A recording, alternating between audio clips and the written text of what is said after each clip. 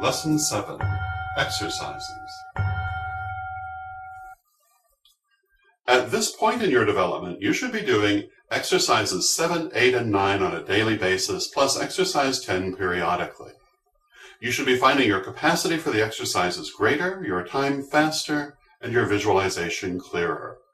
Chakras are like muscles. The more you use them, the stronger they get, and the more you can do with them. That is why it is important to do these lessons on a regular basis and to take them in order. In this way, you will build up the strength of your chakras gradually and in a consistent manner. The next exercise is meant to be added to the daily routine following exercise 9. On days when you do exercise 10, it would follow this exercise. Exercise 11. You may feel a bit like you're back where you began, because exercise 11 is meant to strengthen the palm chakras, as were the first 3 exercises in these lessons. Lesson 11, however, is much more intense than exercises 1, 2, and 3, and using it will bring your capacity to handle energy to a much higher level. Do exercises 7, 8, and 9 as usual, opening your chakras and turning them first white and then violet. When you have done this, let the image fade just as before the lemon exercise. When you open your chakras this way, you greatly increase the energy you can access for what you are doing. Now raise your hand. Either hand is fine. Lift your hand so that the palm is vertical and facing a wall, preferably 5 to 6 feet away. Imagine a thin beam of red light coming out from the center of your palm and going to the wall, rather like a laser beam. See the beam of light as clearly as you can, with the red as bright as possible. Hold this image as long as you feel you comfortably can. Now imagine that beam of red light retracting back into your palm. Do the same thing with the other hand. Whenever you exercise one palm chakra, you should make sure to do the other 2. This is because you will often need to use them together, and both should be equally developed.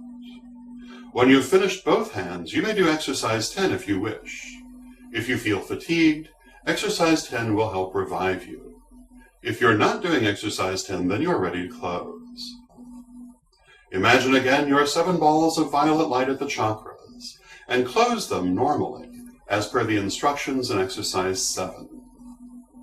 Now clear and release as always. Do this exercise for a few days or until you can do it easily. Then replace it with exercise 12. Exercise 12.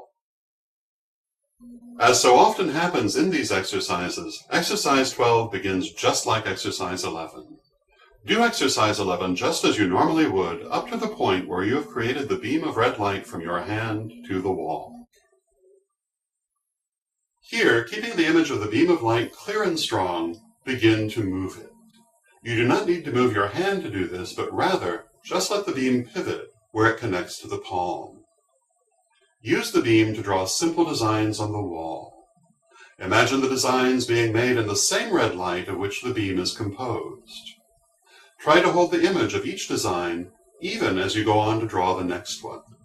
This will become easier as you go, and if you can't do it at first, don't worry about it, it will come. When you have mastered simple designs, you should try using the beam of light to write words, using cursive letters. This will increase your skill with the technique. When you feel you've done enough, retract the beam of light into your palm and let the image of the designs you've drawn dissipate. Remember to do both hands. You may now do exercise 10 if you wish. If not, go straight to shutting down your chakras as described above, and then clear and release as always. Do exercise 12 until it becomes easy for you. Do not feel you must always use a wall. Try drawing the designs in midair as well. If you like, you can try exercise 12 separately from the other exercises, on the bus, in the store, outdoors, or anywhere you wish.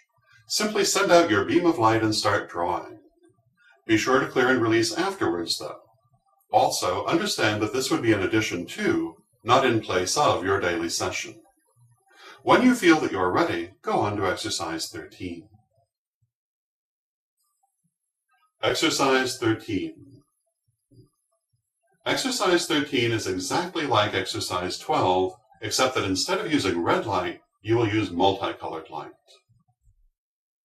By multicolored light, we mean that you should see many different colors in the light at once, rather like a psychedelic tie-dye. Using this multicolored light, do exercise 13 just as you would otherwise do exercise 12. The color of the light, that is energy, we use is extremely important. Color reflects the vibration of the energy and thus its individual nature. In general, energy is perceived as being white in color in its natural state. White light is thus a good all-purpose energy to use for just about anything you might want to do. Like clear quartz crystal, white light amplifies what you put in without adding anything of its own. For many purposes, this is good. When you transform the balls of colored light you have opened in your chakras, you are strengthening and amplifying the energy of the chakra. Sometimes, however, it is best to use colored energy, as the color's particular quality may help in what we are doing. For example, when you transform the balls of light in your chakras from white to violet, you are tuning them to the level of violet energy. Violet energy is extremely spiritual and comes from the highest level of the being, thus causing each chakra to attune to its own highest nature and greatest good. In these exercises, we're using red energy. Red adds strength and vitality. We're using it here to add a needed push to help us use a chakra in a new and unaccustomed way. Thus, red energy makes the exercise easier by giving you extra energy with which to do the exercise. The multicolored energy used in exercise 13 serves to help develop all aspects of the given chakra at once, and it follows the same principle as the rainbow we used in exercise 3. You will learn more about color as you go, as well as how it affects energy. Not everyone perceives the color of energy in quite the same way, just as not everyone sees color in exactly the same way with their physical eyes. Consider the colorblind, for example. Some people develop highly individual methods of interpreting the vibration of energy through color. The system we are using is the most common. If your own experience varies, that's okay, it's just different. You should still be able to do the exercises with the colors as described.